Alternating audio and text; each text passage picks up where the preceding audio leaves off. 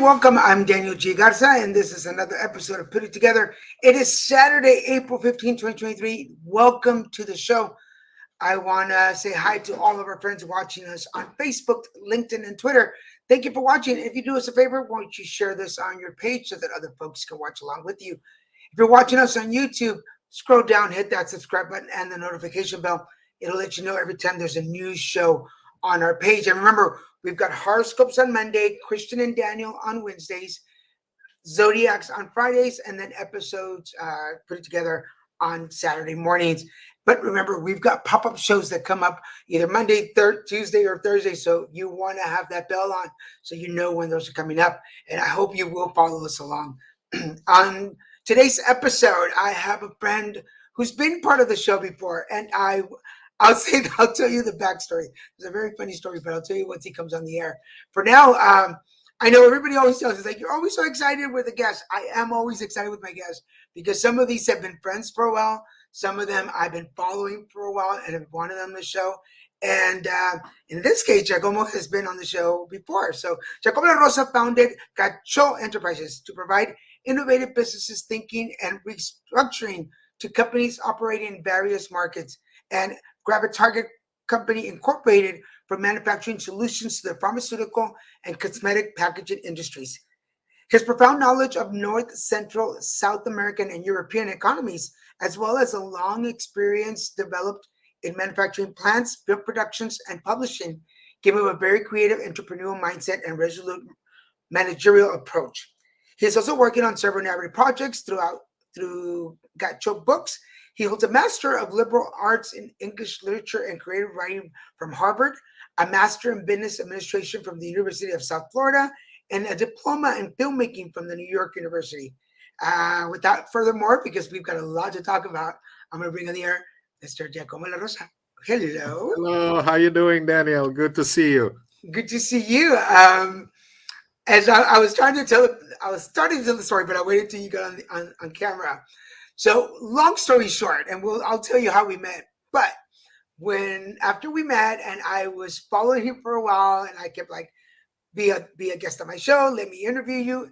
This is when I had my podcast, and we finally made it work. I got him on an interview.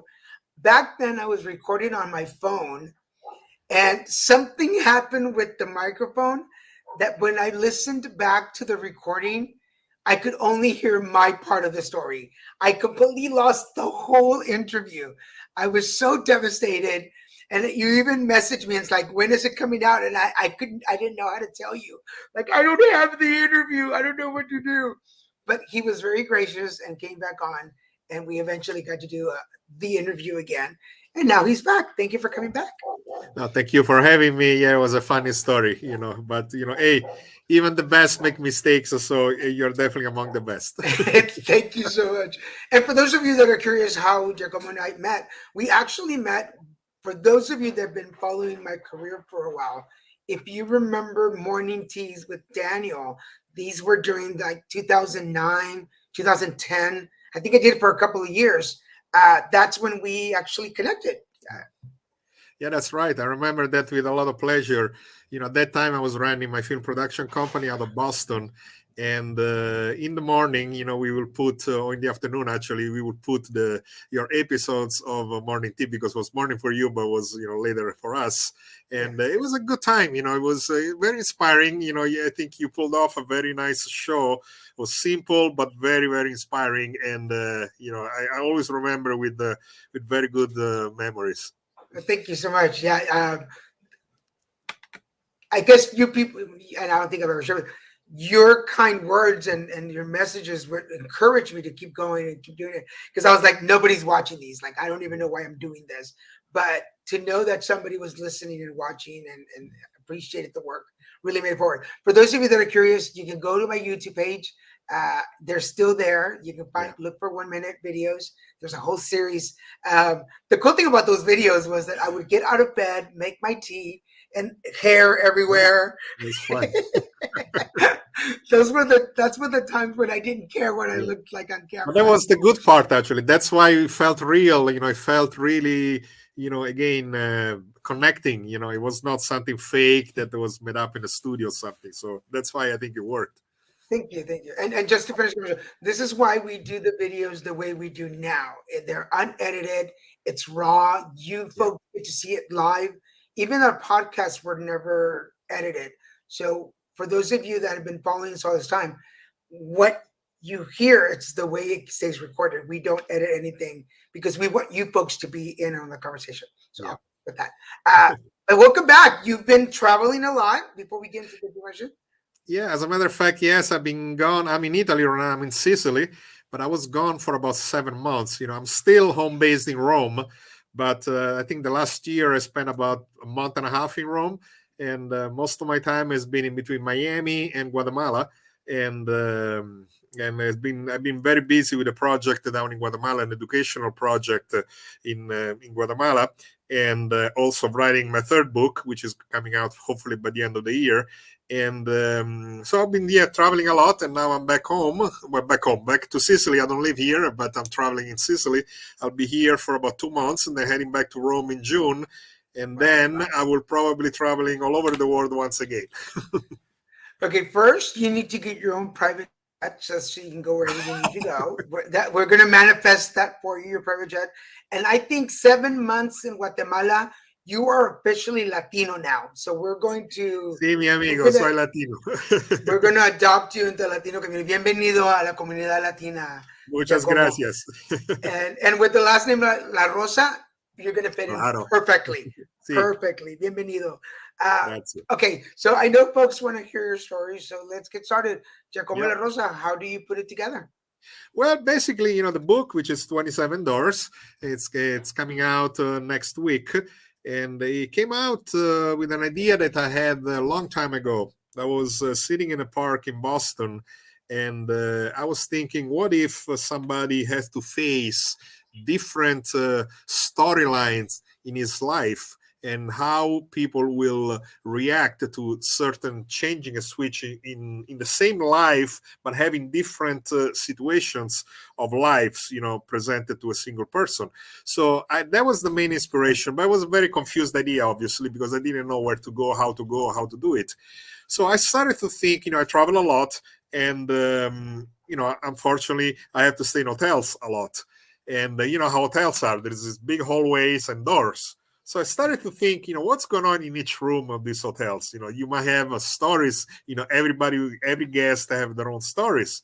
So I went back to the original idea. I said, what if this guy had to face several doors, and each chapter he needs to open a door? So that's how the idea of the 27 doors came along. And then I had it rest there. I had some, draw some ideas, short stories, whatever, but I didn't really have a novel until my master's. When I went to Harvard, the master's requires to write a thesis, and the thesis has two options. Number one, you do a critic, so basically you write on some famous writer or a major published book, and you make your own commentaries, or they allow you to write your own novel, an original script. So I came back to that idea, and I really put it together, literally. And I was working with a professor, which was a very, very nice guy, Dr. Darmush. He was runner-up for the Pulitzer Prize. So I talked to him, and he told me that he was going to help me to put together the thesis. And so I did. And the thesis came out about 1/3, 1/4 of what the book is now. But the main frame of the book was there. The characters, the storyline, the plot. And then I didn't really do much with it. I published it, in Harvard, and it stayed right now it's published at the Harvard Library. But again, to me, it was pretty much finished. And then during the COVID, I decided to read it back. I hadn't read it in 2-3 years. And I say, yeah, let me see what's going on. Let me, rewrite, redo some writing and get some inspiration on my own writing. And that's when I start to realize, you know what? I think there is enough material to bring it from a novella to an actual full-length novel. And I worked for about 6 months during the COVID. We had a very bad lockdown here in Italy, so there was really nothing else to do. And that's when I really, really put together, the story, and that's how it really came along. That's how it started. It's always interesting to me how writers get their story ideas first, because I've heard everything from people like, I was sitting at a bench and a leaf fell down and I got an idea.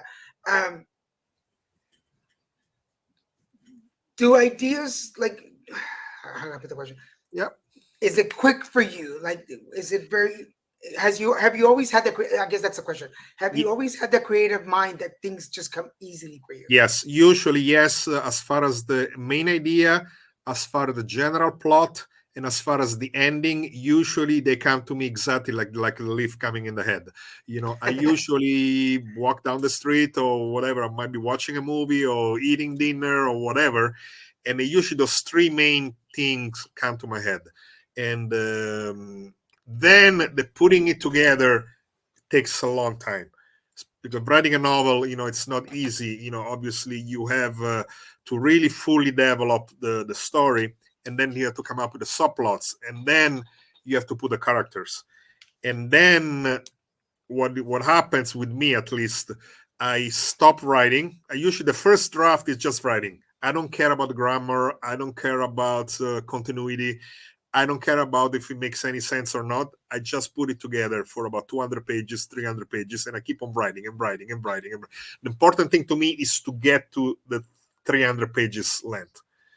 Oh. Then I don't do anything, and I go back after a couple of months maybe, and I rewrite the whole thing. And then I start to play around, I start to edit. And that's where really I start to get a feeling of the story. But to be honest with you, Daniel, I don't really get a sense that things are working until the characters talk to me. When the characters start to talk to me, they start to tell me, listen, Giacomo, step on the side because this is our story. I know I have something good. Okay, I'm just gonna pause there and say that is such a cool film idea, right there. Like you're here, you are, Giacomo, writing a story, and all of a sudden the characters are like, "Get out of the way," and they sit down at the typewriter and they start writing their plot. Okay, we're gonna have to talk about this after. Yeah, we will. I have an idea popping up. Okay, something really interesting you just said. You write about 300 pages of the story. Then you come back. Do you take what you wrote, you read it and rewrite it, or do you do a whole other 300 No, pages? I basically I reread it, and as I'm reading it, I start to get a feeling of what works or what doesn't work, and then I do the rewrites as I read it. So the main story is the original one, and so I don't rewrite from scratch. What's interesting about me, I don't know if it happens with other writers. Actually, I never talked about my colleagues about this, but what happened to me is something very strange. When I read my own material, I don't. It's not that I forgot, but I don't feel I am the one who wrote it. So to me, it's like if it's fresh, if it's like I'm reading somebody else's material, and it helps me a lot because every time I reread, it's like a fresh take, and it helps me a lot. I think I'm very fortunate with this because I can detach myself from my own writing. I don't marry my writing.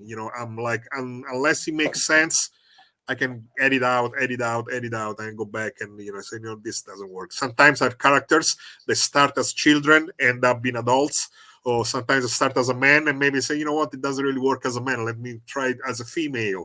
And sometimes, with nationality, this guy, is French. Maybe let's see, maybe as German who could work better. So I do that a lot. And it's a lot of fun. That's a really interesting way of looking at it, because you don't just do one thing. You and I are similar in that thing that we work in different areas. Like I imagine that in one day you can have meetings on different topics. Correct. Do you believe that there is Giacomo the entrepreneur, Giacomo the professor, and then there's Giacomo the writer? Actually, yeah, sorry. Does that make sense? Absolutely. No, it's funny that you say that because I posted on my Instagram. If you go to my Instagram at Giacomo La Rosa, I put a post which is exactly what you just said. I have three images of myself. One, like now with a suit and a tie, which is the entrepreneur. Then one, which is more like the creative one. So I'm like, a little bit more casual. And the third one is the missionary work that I do in Guatemala as an educator. And then there is a fourth picture of me, and they looks at the three of them, say you guys are a pain because I never know which one is which.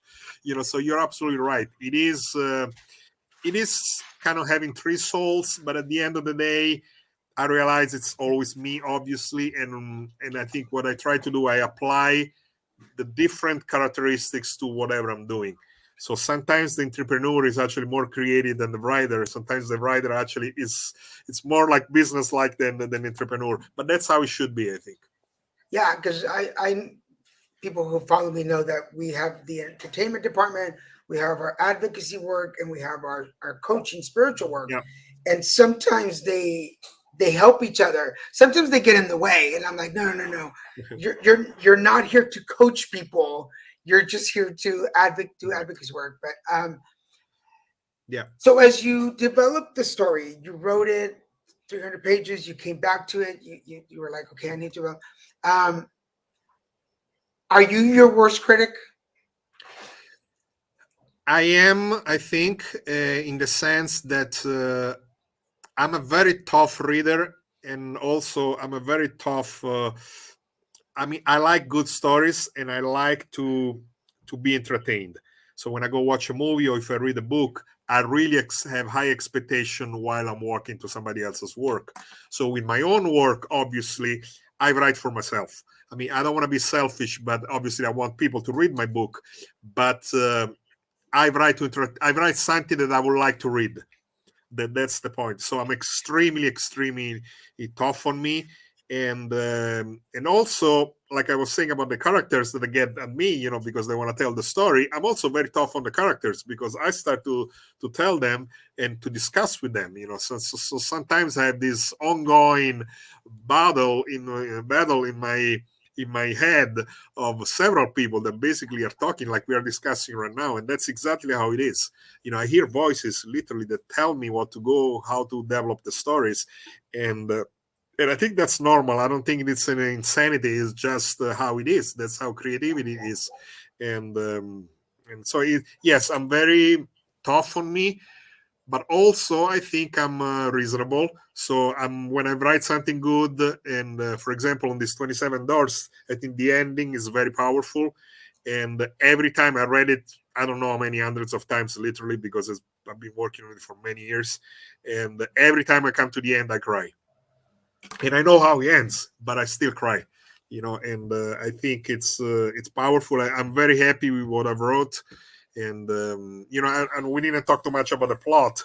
Basically, the storyline begins Yeah. with this guy who's 22 years old, and he's in Baltimore, 1978, and he lives in an iron lung. I don't know if you remember the iron lungs. Iron lungs were machines used in hospitals for people with polio, people that couldn't Hmm. breathe. Yes. So they would put the entire body, was inside Yep. this lung, and they would stay there for the entire life. There are still some people living in those lungs. And so what happened to this guy? It happens in the first few pages. He's sleeping, and a demon, literally little devil, comes in the room and start to play with his hair, pulling his hair like this. And all of a sudden, the machine breaks, and this guy is free to go. So he's alive, he's not dead, but he's free to go. And all of a sudden, he can walk. For the first time in 22 years, he's able to walk. So he opens the bedroom door, and he finds 27 doors in front of him.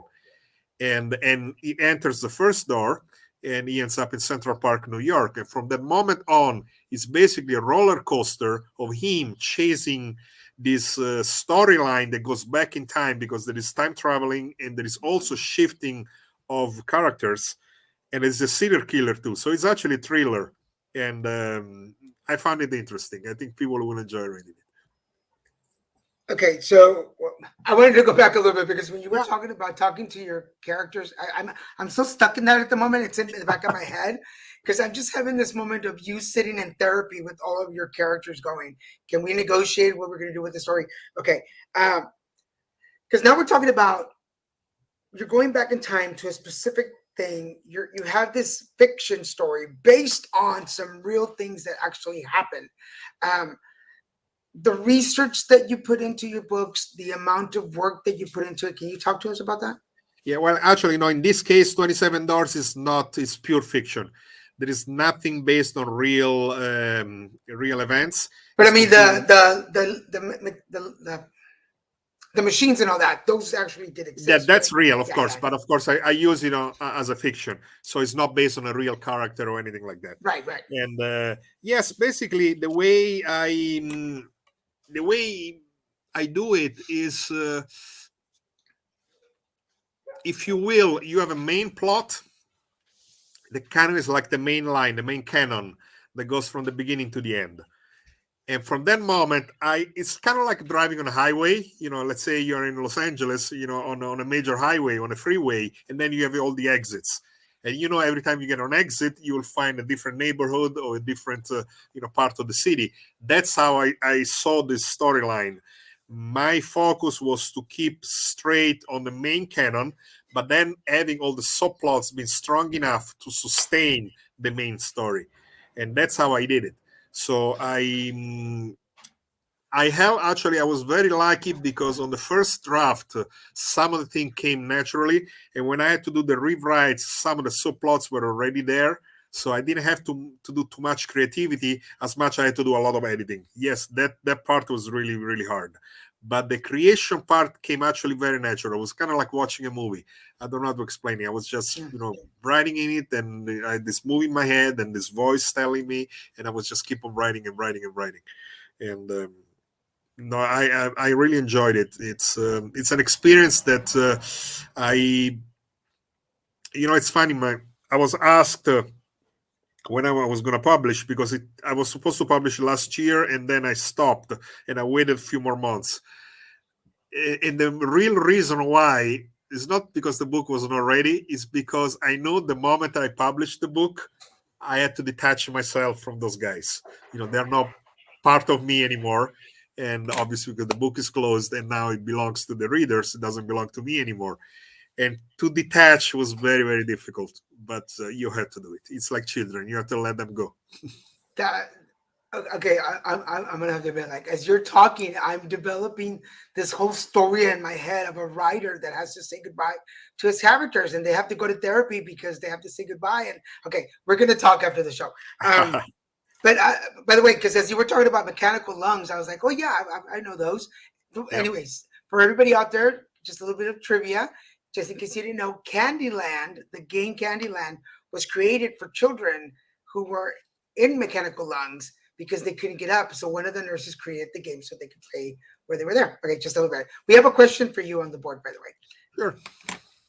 How did you learn to write in such multidimensional style? I could talk about mechanics and techniques all day long. Reality is, I didn't really learn it.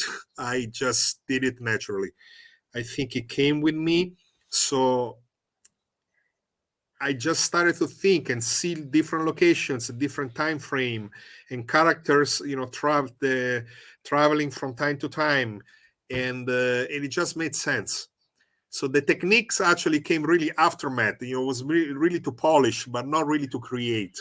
And I don't know. I think when I write, Michelangelo used to say, I don't do the statue. The statue is already there. I take only Just the like right. rock, the extra Yeah. rock. And to me, it's the same thing when I write. The story, I don't know how to explain it, is already there. I'm just putting the ink. It's kind of like polishing the white paper. If I polish the white paper, the ink comes up. That's how I feel. And when it comes to the creativity part, the editing part, again, that's where I apply the techniques, and that's where I really am a little more, of a technical writer. And I cannot give a straight answer on how they come. They just come. It's That is a very, and I was complimenting him before we started the show.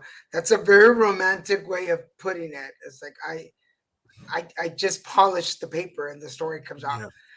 I'm gonna use that in the. I was telling Giacomo, for those of you that follow, I was the moderator for an international book fair yesterday that just got launched, and I was doing all these quotes.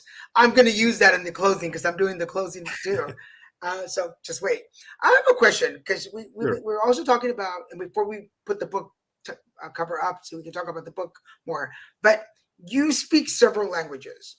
And as you're writing, I'm guessing your first ideas come in your native language, Mhm. Italian, and then, but do you think in other languages or how it's going to translate, or does that make Well, sense? actually, yeah, it's a very good question. No, I do not think in my native language. I actually think in English when I write Oh, books.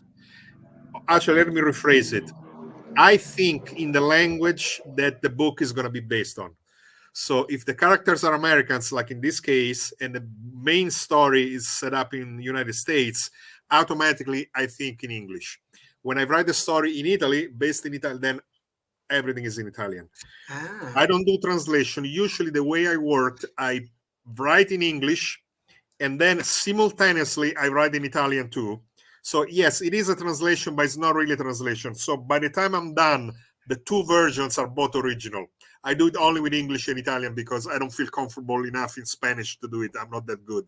I mean, I can speak Spanish, but I cannot write, and I definitely cannot write a novel. Now, when it comes to the characters, that's a completely different story because obviously the characters are not the main voice. They're not the narrative voice. They have their own life and their own identity. So in this case, there is a kid that speaks Spanish. So there is a Spanish accent which I need to convey. The main girl is Brazilian. She speaks English. She doesn't speak Portuguese, but obviously she has a Portuguese influence in her speaking. So it's very difficult to convey the accents when you write because yeah, it's not just a matter of the grammar and the visual. You put the accent or you put an S on an English word pretending that it's Spanish. That's a technique, but the real emotion that has to be conveyed in order to have the character to be believable, you need to create the whole surrounding of that character to make sure that people really feel that the character is Latino, or the character is American, or the character is European, or actually European, Italian, French, or German. So it's a lot of work in that sense. Now, on my main voice, sometimes I think I know how to write English. I think I write pretty good, but I'm not a native, it's not my native language. So hopefully, maybe some Americans or some English, they will read my material and they will say, I can tell the guy sometimes, it's a 300 pages. So there might be a word, a sentence in which they feel an American or, a British wouldn't use such a thing. And you know what? At first, when I was younger, I was very concerned about that.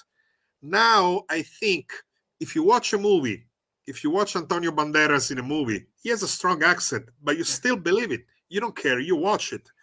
So why a writer cannot have an accent? As long as you are understandable, as long as the grammar is correct, as long as obviously what you're writing is correct, you're not writing wrong English. Why can't you have an accent when you write? And I think it gives also a dimension to your writing. So I like that, and I'm not concerned about it anymore. that makes sense because I have a lot of friends here that are writers, Latinos, first Mhm. generation, second generation, and we're stuck between English and Spanish. And Yeah. um, I even when I just write speeches or things for websites, I'm always concerned about because sometimes I think in Spanish first and then I put it in English Mhm. because I know that both people are going to read it. And I want to make sure that everybody understands it. So, but I get where you're coming from. That's pretty interesting. Okay, I think the key thing, Daniel, and one very important thing, it's important though that you respect the main language that you choose. For example, let's go back to the actor example. You see Sofia Vergara, for example. I mean, she's Latina, but when she acts in English, she's believable. I mean, she's 100%, she's not American, but you can tell that her English is good, is fluent, is understandable. Same thing with Shakira. When Shakira sings a song, you don't think that she's American, but her English is believable. So, and the same thing works in Spanish. If you are an American, or if you are an Italian like me, and you write in Spanish, you need to respect the main language that you choose. yeah, That you have to do it. yeah. Because talking about that, I remember this. If anybody remembers her, she's still alive. Veronica Castro, who is Of a course. Mexican actress. Was it Venezuela, Mexico or Venezuela? I don't remember. She's Mexican. She's very Mexican. Mexican. Yes, Yeah. we own her, but she did a Yeah. lot of stuff in Venezuela, Argentina, Yeah, and in that's why. Italy. And she did Italian Yes. observers too. And you're like, yeah, she's Italian, of course she is. But yes, I understand what you're saying. Okay, so we're halfway through the show. For everybody watching, we're speaking with author Giacomo La Rosa, who's here to show us and talk about his new book. We've been talking about everything but the book, but we're going to bring up the book now. So here is the cover of the book. I like to also talk about the cover. What does the cover mean? Well, basically the cover it's 27 doors. They're not all in the front page. There is also the back page with other doors. But basically what it is, it represents the journey that the guy is about to do. So he opens the first door, and then from that one on moves on to the other 26.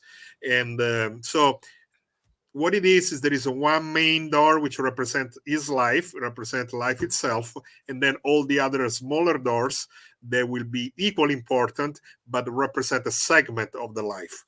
I usually design my own cover. I don't like other people to do it, so I do it on my own.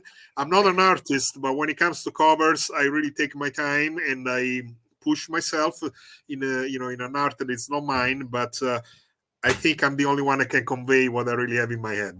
I'm a little bit arrogant with that because I'm sure there are great artists out there that could do a better job than I do. But I don't know. I like to do it on my own.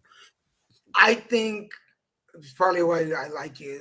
I'm like that. It's like, no, let me do it. But plus, I think for authors, we've been talking about the book put together. These are your characters. They tell their story. I feel like the characters now count on you. When people say, I'm going to say this, when people say, don't judge a book by its cover. But yes, you do. Yes. You do. When you see that cover, when you see the cover of the book, you weren't going to put a vase with flowers on the cover of the book because it wouldn't tell you. How did you know that this book was ready? I knew it the moment that the main character told me, I'm done. So, the way also the story works, you will see what I mean by it. But yes, it was really him. He didn't have anything else to tell me. And his experience was pretty much completed. And at that moment, I knew that he's pretty much exploit all the relationship with all the other characters, and I didn't think there was anything else that he should experience in his life. And that's the moment I knew the book was ready. I lost my next question. I had it right here on the tip of my tongue. Oh yeah. So this is the third book, right? This is the third book, but it's the second published. The third is pretty much finished, but I'm not going to publish until the end of the year. Does it get easier to write as you go, the more books you write? If by writing you mean the creation, the relationship with the characters, no. That process is very different because it changes from book to book. The stories are completely different, the characters are completely different, so every time is a new experience, so you start from scratch. In terms of the editing, yes, absolutely. It gets easier because the more you move forward, the more free you are in approaching your story. The main battle of writing a book is really against ourselves. It's a negotiations with our own creativity to realize which parts are really not good, or sometimes they're really good, but they don't belong in the story. It happened to me actually. A subplot of this book, it might end up being another novel. It has nothing to do with this book. Wow. And I removed completely this subplot because it had nothing. At the end, it was beautiful. It was a beautiful storyline, but it had nothing to do with the way the story was developing. So this is probably the most difficult part, but also is the part that gets easier, with the experience, at least with me.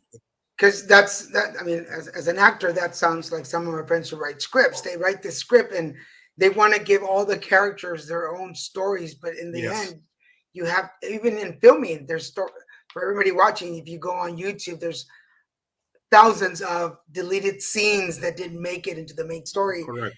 because it would be too long. We would have like a 10-hour movie. Yeah, This would be a 1,000 page book for it. yeah. We have another question for you on the board. How did you put together the logistics for your own publishing firm, book sales and marketing sales?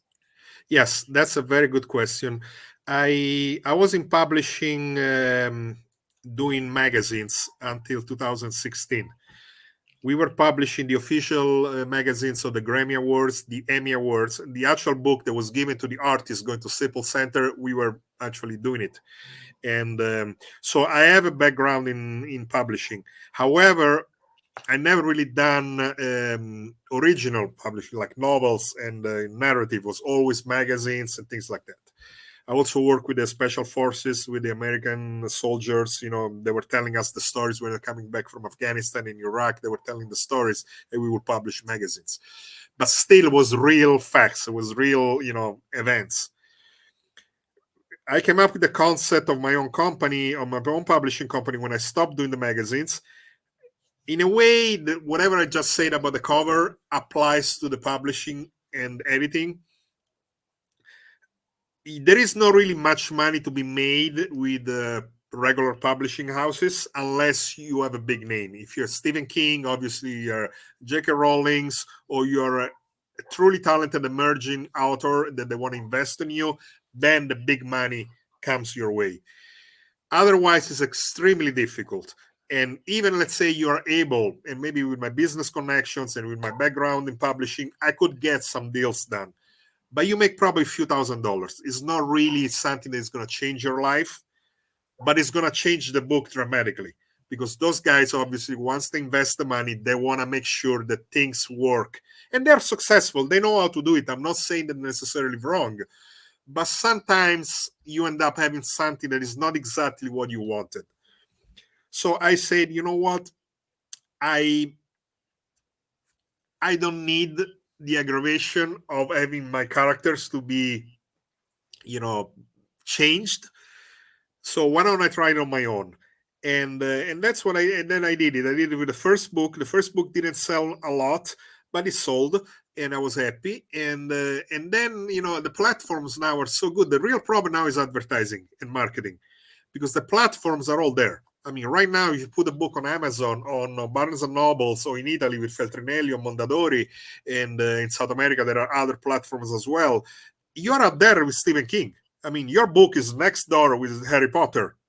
The problem is obviously how do you get detected? Because obviously everybody will go for Stephen King, everybody will go for the major ones. They don't go for you because they don't know the name.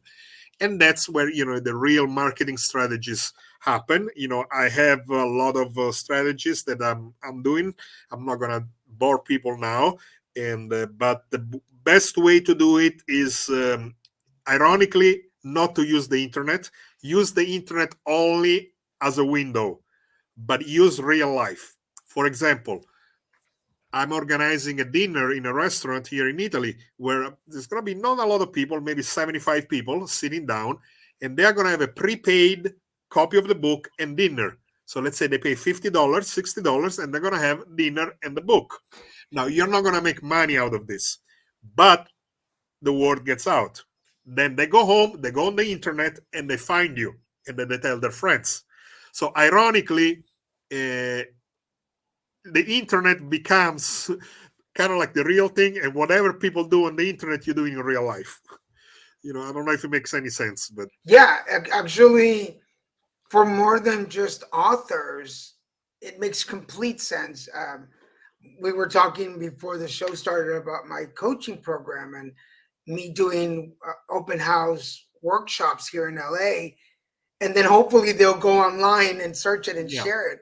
And you just completely validated that for me. So it's more than just, I think it's more than just author yeah, advice. It's business advice, which is genius. And so thank you for that a little bit. I hope everybody out there who's either watching live or in the replay pay attention to this. This is going to help you in the long run. So that was pretty cool. I'm going to show again the cover of the book because we want to make sure that people check it out.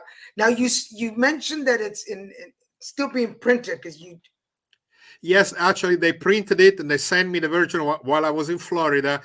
I didn't like the style and the design is the same, but I didn't like the colors. There was something a little bit off of some of the hues of the colors. So I asked them to reprint them, and I'm waiting for the second print. And once I'm okay with the print, I will give the okay, and the book will be officially published. Everything is ready. I just need to click the okay and give the green light. See, the thing is that it's going to come out in 3 versions: the hardcover, the soft cover, and the digital. Digital obviously is ready to go, but the hardcover and the soft cover, again, I wanted to make sure that the color on the paper was exactly the way I wanted. The hardcover is really beautiful. I mean, it's really, really gorgeous. So I'm very, very happy. I'm going to make sure because Giacomo said he was going to come to LA at some point to, number one, have tacos with me. And because I actually, like, I'm thinking about it. Like, I've known you for about 13 years now, Yeah, which is like really that. incredible.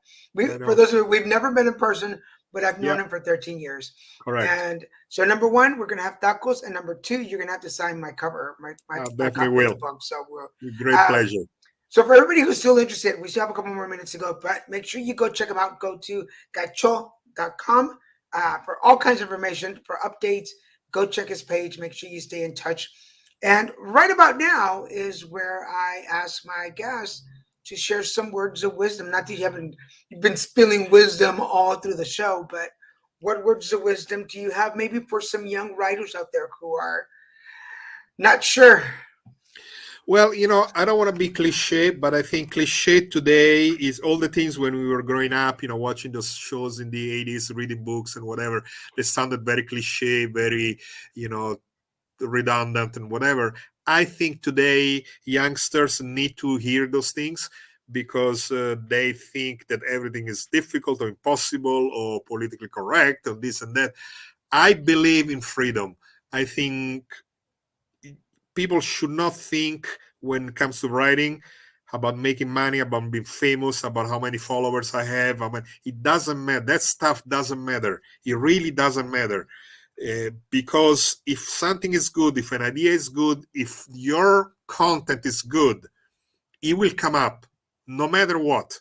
I mean, look at all the most successful movies. Star Wars. I mean, Star Wars is the most successful commercial movie ever made in terms of, obviously Avatar is the one that grows more money, but Star Wars undoubtedly is the most successful marketing movie.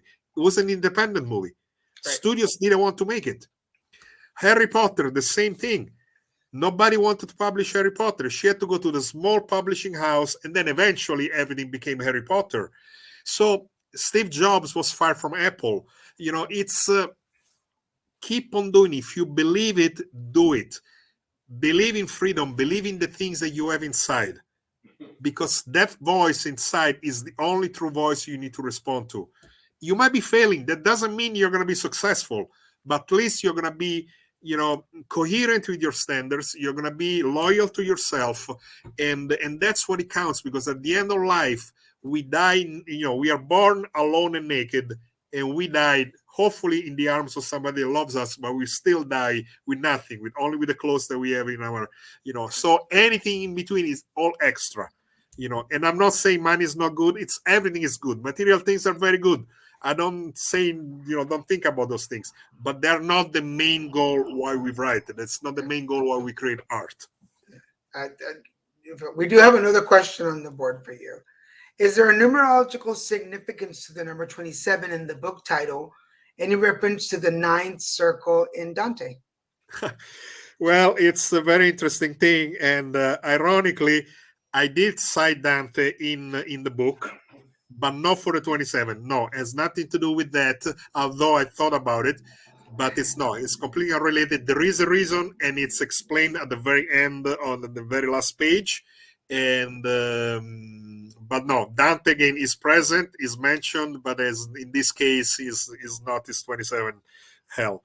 But I appreciate the question. It's very, very relevant. Dante is very inspirational to me. Thank you for the question, John. And obviously, you're gonna have to get the book and read it all so you can get to the end. No spoilers here other than that. Actually, is sometimes people ask about books when we reference books. It's like, why why should somebody read your books? Well, I think somebody should read my book because I think it's entertaining. I don't think it's boring. There is not really any moments in which it's dull or say, you know what, this is a little bit flat. And when I write, I try to be respectful to the truth, and I don't try to convey a political message. By that, I don't mean politics. What I mean is I try to stay away from my own story. When people read, I don't want them to read me. I want them to read the characters. So I think I did that, and I think it will be a good story. I think it will be a good journey for people to read. Honestly, not because I wrote it, but I think people will enjoy it. It's a little bit different. I don't think I've wrote, something that is going to change literature, but I think it's something that's going to give, a couple of days of happiness to people that read it. Good. We have another question for you. Throughout your professional life, how do you deal with rejections and no's? Okay, that's a very good question. When I was younger, and by younger I mean 20 years ago, in my 20s and early 30s, I didn't deal with rejection very well because I thought I was not good enough. So I never blamed the other side. I never say, oh, these people are idiots, they don't understand. I always felt these people are so good at what they're doing and they don't see talent in me. Then something really bad happened. I pitched a script, and that's why I stopped working in the movie industry. And that script was denied by 5 major production companies. It happened here in Italy, not in Los Angeles. And finally, a movie came out which was exactly like my script, produced by a company represented by the same law firm where I gave the script. The movie made $25 million. Number 1 and number 2, they had a sequel. So the two combined made $25 million, which for Italy, it's outstanding. I mean, Batman makes $15-20 million, just to make you understand. That's so in Italy, that year was the 3rd high grossing sales. And I realized these people deny my script. I was very upset, obviously, the script was stolen. Obviously, there was a lawsuit. I've been in a lawsuit for 5 years, but that's not really the main thing. The main thing was I understood that my ideas and my work was actually good because I had the proof. Although I didn't make the movie, but I had the proof that was worth $25 million. So to me, it changed completely. I understood that when people say no, sometimes it's not because the content or your talent is not there, but because business-wise, it's not the right time. These people, they don't want to do it for other reasons. Maybe they have a similar project. Maybe they want to push somebody else instead of you. So there are 1 million reasons that we cannot know. And I don't blame them. They're doing their job. Obviously, it's not, I understand. You're a top manager, top executive. I mean, literally your job is online every time, so they have to make very difficult calls. I mean, if you're investing $100 million or $200 million in the next Steven Spielberg movie, I understand that it's difficult to focus on something else. Same thing with books, and books are expensive now. With the digital, is a little bit cheaper, but publishing company had to print, and you have to put real money to print. So I understood that. So on a personal level now, I don't take rejection anymore because I own my own rejection. I publish my own things and basically I deal with myself. But ironically, I'm as tough as an executive when I deal with myself. There are stories that I've wrote that I don't publish because I don't think they're good enough. Interesting. So, it's don't blame others. Don't blame yourself. Again, we go back to what you were saying. You might fail once. The first story might be, written or unsuccessful. But sooner or later, if you are good, you're going to be able to come up with another story. That's really interesting because as an actor, I've heard no's millions of times, and when I first started, not when I was younger, as a young actor in Hollywood, when I first started, it was like, damn it, like why not, why not, why not? And now, like once I started my own shows, I was like, well, if they're not gonna hire me to host their shows, I'll create my own production company and I'll do Yeah. my own shows. So when somebody says no, I'm like, it's okay. I'll go back and play in my own with my own toys. Like I don't need you. But yes, Hollywood, if you're watching, I would definitely come. I want to remind everybody to make sure that you go check out Gatchó.com for more information. Pay attention when the book comes out after its reprint. Uh, Go check it out, read it, let us know what you think. Uh, I'm sure we'll have you back on the show for other information. We have about 10 minutes to go, but um, what's next? Once the book comes out, we have the other book coming out next Yeah. year. But you travel and you do so many other things. What else is on your Yeah, agenda? I work in with the Salesians, the Catholic congregation. I'm a former student of a Catholic school here in Italy. I did all my schools with them, and sometimes when I have time, I go to Guatemala, and they're based in Italy, but they have schools all over the world. And in Guatemala they have a lot of institutions. So I went for the first time about 4 years ago, and that was not my first time in Guatemala, but it was the first time in that particular environment. And basically I came up with an idea of teaching economics and creative writing at high school level. I don't want to deal with college. I want to deal with high schools. So I went to this local high school, which is about 4 hours from the capital, in a remote area. I mean, they have a nice urban city, but it's small. And then all around you have the typical aldeas, como se dice en español, with all the local, Indian, the Mayan culture and all. Sometimes they don't even speak Spanish. They actually speak their own language. And in the school, obviously, they speak Spanish. So what I did with them, I made a deal with the director of the program and with the teachers that I was going to teach for 8 weeks, in 8 classes, the junior and the senior classes, both economics and creative writing. And I wasn't really doing academic teaching; it was more like motivational. I really wanted to deal with them and inspire them, and tell them the in between the lines.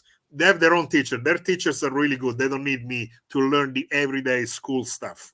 But they needed somebody, in my opinion, that will push them to think a little bit outside of the box. So I did this teaching for about 8 weeks.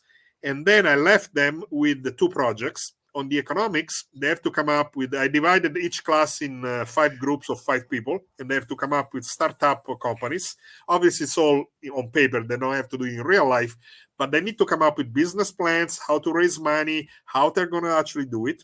And then in November, I'll go back to Guatemala, spend another month there. It's going to be the final month of school, and they're going to tell me exactly how they're implementing their startups.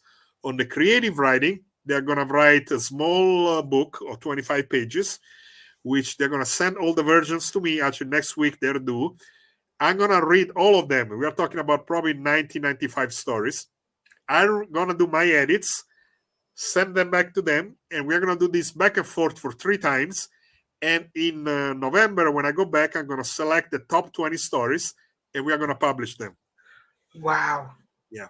Okay, I see another interview coming, so you might have to come back on the show again because that sounds We'll do like that. an amazing adventure, and I Yeah. would love to hear how that goes. That's pretty cool. Absolutely. We're almost running out of time. Anything that I missed asking you about, or anything else that you want to add before? No, I thank you very much. Again, it's the book is going to be out next week, and it will be available, on Amazon, Barnes and Nobles, on our website, and everything. We're going to do a lot of advertising, and thank you very much for having me, and thank you everybody for listening. And I look forward, to meet you in Los Angeles to have our tacos, and hopefully you all are going to enjoy the book. I'm waiting on the tacos, and by then I would have read the book, and we'll have a big old conversation about it. But for everybody who knows, we might do a live interview while he's here in LA. You never know. You just stay tuned for that. That's why you got to follow us. And again, amigo, gracias. Thank you so much for being Muchas a friend gracias. all these years. As I said in the beginning of the show, that your messages and your encouragement and your support really got me through some hard times when I doubted myself. So Little Mexican Productions Inc. now has a little bit of your heart in it. So I thank you for it so much. Thank you. I'm And going to thank put you for in the doing green it. room, and I'll be back for you in just a second. Thank you so much for being on the Thank show. you. All right. Bye, everybody. For watching, thank you so much for joining us today. I hope you got a little bit of a little bit out of the interview as like I did. Really, it's folks like him that inspire me. There's not enough words, and I'm not going to get all mushy, but it was folks like him that really got me through some really hard times when I was first trying to launch Little Mexican Productions and make a name for myself. And well, here we are today. So I really appreciate that.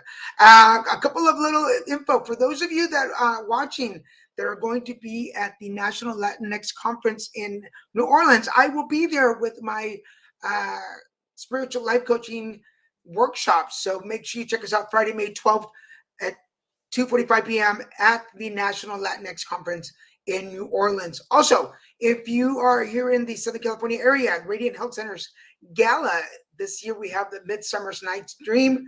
I will be there. It's Saturday, June 23rd at 6 p.m. For more information, please go to radianthealthcenters.org.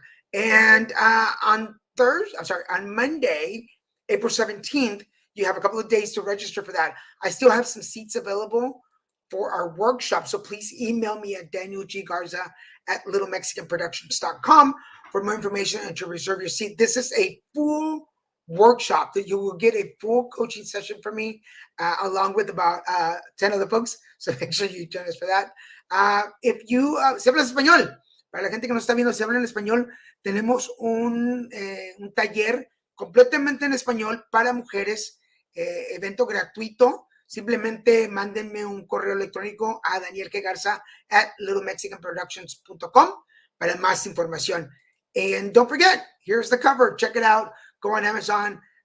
27 Doors by Giacomo La Rosa. Go check it out. For now, I want to thank everybody for watching us.